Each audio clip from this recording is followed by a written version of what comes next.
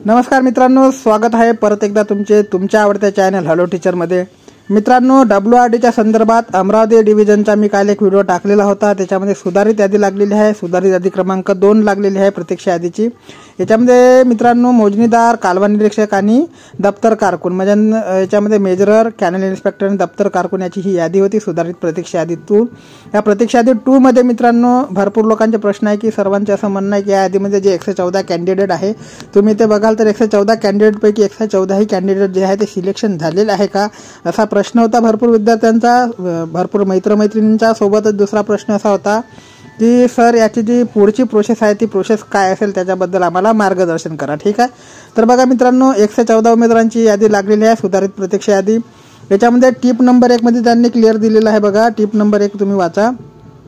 ठीक आहे, tip number 1 मध्ये त्यांनी काय दिलेलं आहे तर दप्तर कारकून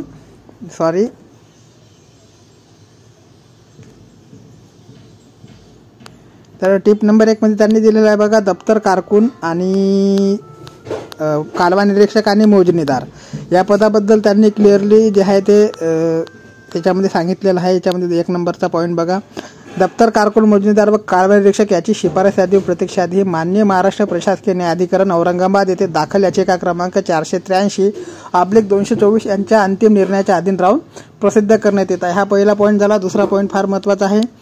शासन निर्णय दिनांक 4 मे 2022 नुसार उमेदवारांच्या निवड यादी व प्रत्यक्ष यादीसाठी दिनांक 18/6/2024 ते 21/6/2024 मध्ये कागदपत्र पडताळणी केलेल्या उमेदवारांमधून जे उमेदवार कागदपत्र पडताळणी केलेली होती त्या उमेदवारांमधून काही प्रवर्गासाठी पर्याप्त पात्र उमेदवार मिळालेले नाही, म्हणजे ज्यांची कागदपत्र पडताळणी झाली होती ते उमेदवार मिळालेले नाही। आवश्यकतेनुसार अशा पदासाठी निवड यादी प्रत्यक्ष यादीसाठी पुनश्च कागदपत्र पडताळणीचा कार्यक्रम निश्चित करून संबंधित उमेदवारास कळण्यात येईल। ठीक आहे, आता याच्यामध्ये तुम्हाला एक परिपत्रक सुद्धा जाहीर करू शकते ते या कागदपत्र पडताळणी करता तुमच्या, किंवा तुम्हाला पर्सनल मेल पण केला जाऊ शकतो। ठीक आहे, आता याच्यामध्ये पुढची प्रोसेस हेच राहणार आहे मित्रांनो, तुम्हाला कागदपत्र पडताळणीचा इथून मेल येईल पुढचा। ठीक आहे, त्याच्यानंतर मेल आल्यानंतर त्याच्या पुढची प्रोसेस सुद्धा मी तुम्हाला सांगतो। तर त्याच्यामध्ये तुम्ही क्वालिफाय झालं म्हणजे तुमच्या कागदपत्र पडताळणी व्यवस्थितरित्या पूर्ण झाली तर त्याच्यानंतर जो आहे तुम्हाला एक मेल येईल। त्याच्यामध्ये तुमचा जॉईनिंग ऑर्डर असेल, त्याच्यामध्ये तुम्हाला कोणते कोणते डॉक्युमेंट्स न्यायचे ते सुद्धा मी तुम्हाला सांगणार आहे। काही विद्यार्थ्यांचे जॉईनिंग मेल आहेत माझ्याकडे, ज्यांनी आलेले आहे त्यांनी मला पाठवले, त्यांचे नाव मी शो करणार नाही, पण तुम्हाला मेल कशा प्रकारे येईल ते दाखवतो। टेलिग्रामवर मी तो मेल टाकू शकत नाही। ठीक आहे मित्रांनो, ते पर्सनल माहिती असते, फक्त मी तुम्हाला वाचून दाखवतो कशा प्रकारचा मेल येऊ शकतो। बघू शकता, हा अनुरेखक पदाचा मेल आहे। अनुरेखक या पदावर जलसंपदा विभागामार्फत नामनिर्देशाने तात्पुरती नियुक्ती करता शिफारस करण्याबाबत असा विषय राहील, त्याचा तुमचा डिबे झाल्यानंतरचा असा एक मेल तुम्हाला येईल। त्याच्यानंतर मित्रांनो हा जो मेल आहे तो 27/8/2024 आहे, म्हणजे यांची जॉईनिंग झालेली आहे। ज्यांना हा मेल आलेला आहे त्यांचे नावे सुद्धा दिलेले आहे, पण त्यांचे नाव मी याच्यात शो करणार नाही, फक्त तुम्हाला याच्यामध्ये मी वाचून दाखवतो। बघा, अनुरेखक या विषयाकरता पदाकरता जे आहे तो मेल होता पुणे मंडळाचा। याच्यामध्ये संदर्भ सुद्धा दिलेला आहे, महाराष्ट्र शासन जलसंपदा विभाग, महाराष्ट्र शासन जलसंपदा विभागाचे परिपत्रक क्रमांक, असे 4 पॉईंट आहेत। आणि याच्यामध्ये क्लिअरली त्यांनी पॉईंट दिलेले आहे की उपरोक्त संदर्भीय शासन निर्णय क्रमांक 1च्या अन्वये स्थापित समन्वय समितीद्वारे संदर्भीय पत्र क्रमांक 2 अन्वये जलसंपदा विभागामार्फतची भूतपूर्व दुय्यम सेवा निवड मंडळाच्या कक्षेतील व महाराष्ट्र लोकसेवा आयोगाच्या कक्षेबाहेरील गट ब अराजपत्रित व गट क संवर्गातील नामनिर्देशा कोट्यातील 14 संवर्गाची एकूण 4497 रिक्त पदे सरळ सेवेने भरण्याबाबत दिलेल्या शासन मान्यतेनुसार सरळ सेवा भरती प्रक्रिया राबवण्यात आलेली आहे। ठीक आहे, ह्याच्यानंतर उपरोक्त भरती प्रक्रियेत अंतर्गतची सर्व कार्यवाही पूर्ण करून संवर्गनिहाय उमेदवारांची शिफारस यादी प्रत्यक्ष यादी शासनाच्या www.wrd.maharashtra.government.in या संकेतस्थळावर दिनांक 29 व 31 जुलै 2024 रोजी प्रसिद्ध करण्यात आलेली आहे। संदर्भ क्रमांक 3 अन्वये नियुक्तीसाठी शिफारस केलेल्या उमेदवारांची सामाजिक व समांतर आरक्षणीय शिफारस यादी समन्वय समिती यांच्यामार्फत पुढील नियुक्ती विषयक कार्यवाही पुणे परिमंडळाला प्राप्त झालेली आहे। तरी संदर्भ क्रमांक 4च्या मागणीनुसार व संदर्भ क्रमांक 2च्या अन्वय भरतीसाठीच्या पदाच्या मंजुरीनुसार भरती प्रक्रियेमध्ये उपलब्ध व शिफारस प्राप्त उमेदवारांना सोबतच्या परिशिष्टानुसार अनुरेखक गट क वेतन स्तर S7 रुपये 21,700 ते 69,100 या वेतन श्रेणीतील त्यांच्या नावासमोर दर्शवलेल्या मंडळातील रिक्त पदावर खालील अटी व शर्तीच्या अधीन राहून नियुक्तीसाठी शिफारस करण्यात येईल। म्हणजे ज्या अटी दिलेल्या आहे त्या अटीसाठी तुमच्या अधीन राहून तुमची शिफारस करून ते जे आहे ते तुमची पुढील प्रोसेस करेल। उमेदवारांची नियुक्ती व सविस्तर पदस्थापना आदेश निर्गमित करण्यापूर्वी मंडळाने व त्यानुसार उमेदवारांना रुजू करून घेण्यापूर्वी संबंधित विभागाने खालील प्रमाणे मूळ प्रमाणपत्रे तपासून घ्यावीत व नंतरच नियुक्ती संदर्भात कारवाई करावी. बघा आता तुमचा DV होईल मित्रांनो. पहिला DV नंतर तुमच्या परत एकदा जे आहे ते डॉक्युमेंट्स व्हेरिफिकेशन जॉईनिंगच्या वेळेस सुद्धा तपासले जातात. त्याच्यामध्ये तुम्हाला काय काय लागेल ते पूर्ण इथं क्लिअर दिलेले असतात. पूर्ण प्रोसेस मी तुम्हाला सांगत आहे याच्यामध्ये. ठीक आहे. तर याच्यामध्ये आता बघा तुम्हाला वयोमर्यादा जे की दिनांक 24/11/2024 रोजी म्हणजे अर्ज दाखल केला अंतिम दिनांकासह तुम्हाला लागणार आहे. याच्यानंतर वयाच्या दाखल्यासाठी शाळा सोडल्याचा दाखला पुरावा म्हणून चालेल किंवा माध्यमिक शाळांत परीक्षा प्रमाणपत्र ज्याला आपण TC म्हणतो ते चालेल किंवा जन्म दाखला सुद्धा चालेल. ठीक आहे. 3 पैकी एक डॉक्युमेंट तुम्हाला न्यायचं आहे. पॉईंट 1 मध्ये वयोमर्यादा जे आहे ते मित्रांनो महत्त्वाचे आहे. वयाच्या दाखल्यासाठी शाळा सोडल्याचा दाखला, माध्यमिक शाळांत परीक्षाचा दाखला आणि जन्म दाखला यापैकी एक डॉक्युमेंट चालेल आणि हे सर्व उमेदवारांना बंधनकारक आहे. ठीक आहे. नंतर उमेदवाराचे किमान वय 18 वर्ष पूर्ण व खुल्या वर्गातील प्रवर्गासाठी वय 38 वर्षावर मागासवर्गीयांसाठी 43 वर्ष असलं गरजेचं आहे. ठीक आहे. नंतर आहे अंशकालीन उमेदवारांसाठी 55 वर्ष वय मर्यादा आहे. अनाथ प्रवर्गासाठी 43 वर्षाची उमेदवार आहे. खेळाडू उमेदवारांसाठी 43 वर्षाची उमेदवार आहे आणि प्रकल्पग्रस्त व भूकंपग्रस्तासाठी 43 वर्षाची उमेदवार आहे. ठीक आहे. नंतर दिव्यांग व माजी सैनिकांसाठी 45 वर्ष स्थितीला आहे. माजी सैनिक सेवेचा कालावधी अधिक 3 वर्ष इतकी वयामध्ये सूट देण्यात आलेली आहे. ठीक आहे. ह्या मुद्दे तुम्हाला क्लिअर झाले असेल.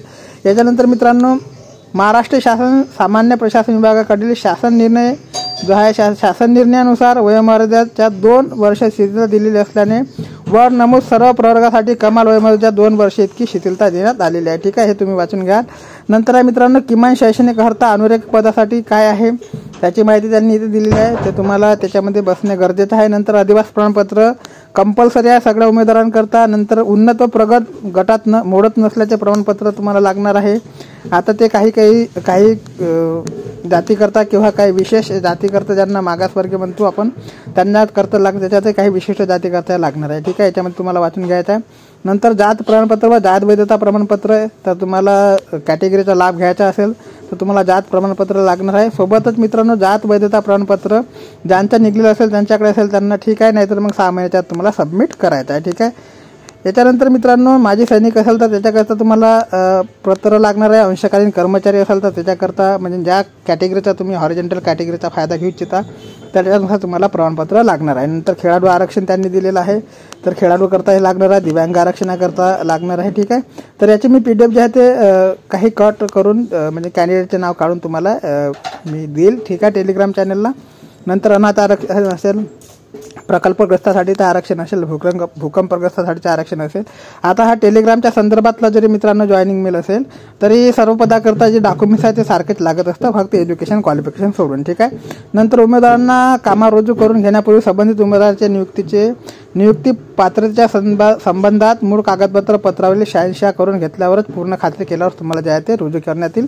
सदरची नियुक्ती महाराष्ट्र प्रशासकीय न्यायाधिकरण मुंबई, औरंगाबाद अथवा अन्य न्यायाधिकरण दाखल झालेल्या किंवा होणाऱ्या याचिकेच्या न्याय निर्णयाच्या अधीन राहून करण्यात येणार आहे. ठीक आहे. अन्य सर्वसाधारण सूचना नियुक्तीच्या आदेशासाठी समाविष्ट करण्यासाठीच्या दिलेल्या आहे. याच्यामध्ये सेवेत रुजू होताना उमेदवारांनी त्यांच्या वर्तणुकीबाबत स्थानिक प्रतिष्ठित लोकप्रतिनिधी, ग्रामपंचायत, नगरपंचायत, मुख्याध्यापक, राजपत्रित अधिकारी इत्यादीकडून 2 वेगवेगळी प्रमाणपत्र सादर करावे लागणार आहे. त्याला आपण कॅरेक्टर सर्टिफिकेट असं म्हणतो.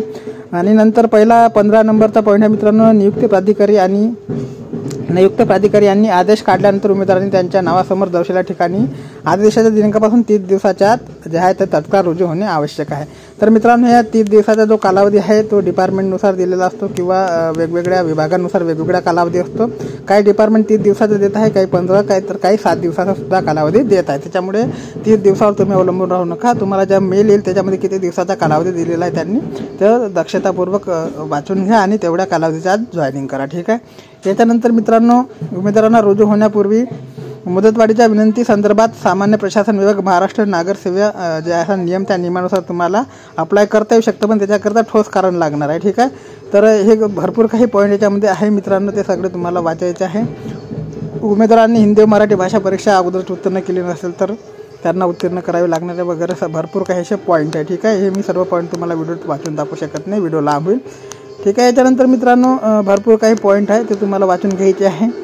याच्यानंतर इथे बघा इथे जे खाली आहे आता याच्या खालचे मी तुम्हाला दाखवू शकत नाही, कॅन्डिडेटचे नाव दिलेले आहेत आणि त्याच्यानंतर त्यांची शिफारस म्हणजे यांची नियुक्तीपत्रक आहे, त्याच्यामुळे याच्या खालचं तुम्हाला दाखवू शकत नाही. ठीक आहे, तर अशा प्रकारचा मेल येतो मित्रांनो. आता अशा प्रकारचा मेल आल्यानंतर तुम्हाला तारीख दिलेली आहे. आता त्याच्यानंतर परत तुम्हाला 100 रुपयाचा स्टॅम्प पेपर वगैरे त्याच्याबद्दल सुद्धा माहिती देतो, त्याच्यावर काय लिहायचं आहे. आता हे बघा, याच्यामध्ये परत असं तुम्हाला दाखवतो की विषयांकित जे डॉक्युमेंट आहे त्याच्यामध्ये आता तुम्हाला काही तपासण्या सूच्या दिलेल्या असणार आहे. पदाचे नाव आहे अनुरेखक, ॲप्लिकेशन नंबर, उमेदवाराचे नाव, भ्रमणध्वनी क्रमांक, ईमेल आणि दिनांक हे सगळं टाकायचं आहे.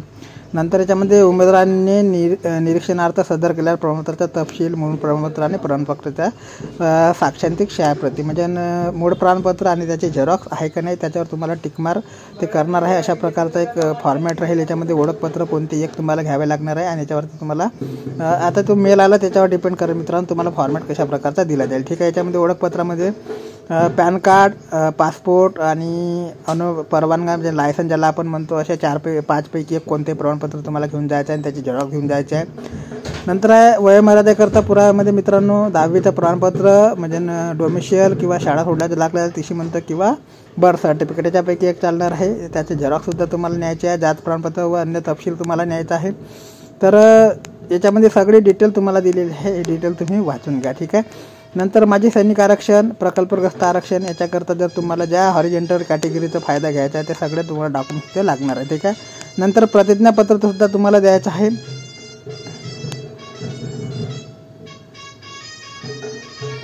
याच्यामध्ये प्रतिज्ञापत्रामध्ये तुम्हाला तुमचं नाव असं जाहीर करतो की जलसंपदा गट ब गट क सरळता परीक्षा 2023मध्ये या पदासाठी केलेल्या अर्जामध्ये मी या वर्गाकरता दावा केला आहे, म्हणजे कोणत्या वर्गाकरता दावा केला आहे ते तुम्हाला क्लिअरली द्यायचं आहे. नंतर शासकीय सेवेकरता अनर्हता ठरवण्यात येईल अशा कोणत्याही गुन्ह्याकरता मला दोषी ठरवण्यात आलेलं नाही किंवा अशा प्रकारचं कोणत्याही प्रकारचं प्रकरण माझ्या विरुद्ध नाही या तुम्हाला स्टेटमेंट द्यायचं आहे आणि त्याचा तुम्हाला नावासहित दिनांकासहित स्वाक्षरी करायची आहे. ठीक आहे. नंतर हे कार्यालयीन कामकाजाकरता आहे मित्रांनो. ठीक आहे, हे सोडून द्यायचं आहे तुम्हाला. नंतर लहान कुटुंबाचे प्रमाणपत्रसुद्धा तुम्हाला द्यायचं आहे, याचा प्रिंट काढून घ्यायचा सोबत तुम्हाला. ठीक आहे, हे प्रमाणपत्राची सुद्धा त्यांनी प्रिंट दिलेली आहे. नंतर बंधपत्र जो मी तुम्हाला सांगितलं 100 रुपयाच्या स्टॅम्प पेपरवर तुम्हाला काय लिहून न्यायचं आहे. तर त्याच्यामध्ये बघा मित्रांनो फार महत्त्वाचं आहे बंधपत्र. ठीक आहे, त्याच्यामध्ये तुम्हाला मी श्रीमती या सगळा तुम्हाला टाईप करून घ्यायचा आहे मजकूर. याच्यामध्ये सदर प्रतिज्ञापत्र जर जाहीर करतो की माझी महाराष्ट्र शासन जलसंपदा विभागाअंतर्गत सरसेवा भरती सगळे त्याच्यावर शापिल असेल. मी याद्वारे खालीलप्रमाणे जाहीर करतो की हे पॉईंट तुम्हाला त्याच्यावर नमूद करायचं आहे. याच्यामध्ये पहिला पॉईंट आहे मित्रांनो फार महत्त्वाचा आहे, काळजीपूर्वक वाचा आणि हे सगळं तुम्हाला त्यांनी दिलेलं असेल. ठीक आहे, हे सगळं तुम्हाला त्याच्यावर छापायचं आहे. ठीक आहे. सदर नियुक्ती जात प्रमाणपत्राच्या वैधतेच्या अधीन राहून देण्यात येत असल्याची मला जाणीव आहे.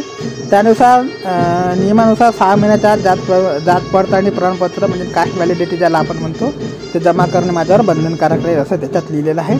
याच्यानंतर सदरची नियुक्ती महाराष्ट्र प्रशासकीय न्यायाधिकरण मुंबई, औरंगाबाद अथवा अन्य न्यायाधिकरणाच्या दाखल झालेल्या होणाऱ्या याचिकेच्या अधीन राहून करण्यात येत आहे याची मला जाणीव आहे, हे लिहायचं आहे. माझी नियुक्ती सक्षम अधिकारी यांनी निर्गमित केलेल्या 80 प्रमाणपत्राच्या वैधता अधीन राहून करण्यात येत आहे. म्हणजे आता ते कास्ट ज्यांना लागू आहे त्याचे पॉईंट तुम्हाला इथे क्लिअर करायचे आहे. ठीक आहे, ओपन कॅटेगरी करता हे नियम लागू होणार नाही.